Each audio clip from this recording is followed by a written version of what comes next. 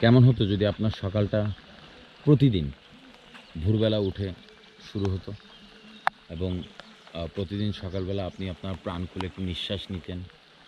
আ প্রথম সূর্যের আলো যে বের হয় সেটা আপনি দেখতেন এবং সূর্যের আলো না থাকলে মেঘাচ্ছন্ন আকাশ, সকালবেলা একটু টিপটিপ বৃষ্টি, তখন কেমন লাগতো?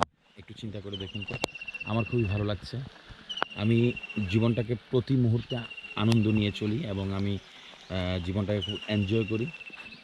আমি কীরকম আছি না আছি এটা সবচেয়ে পরের ব্যাপার। কিন্তু ব্যাপার হলো যে আমি ভালো থাকতে হলে আমাকে প্রকৃতির সাথে মিশে থাকতে হবে।